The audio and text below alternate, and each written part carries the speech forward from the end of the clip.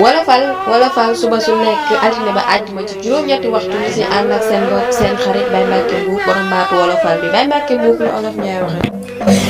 te kat doomi aadama bi bu toogee ci nit ñi di nettali te li muy wax xamu ci dara te li muy wax dara leeru ko ci bu noppee képp mu koy nettali du ci xam dara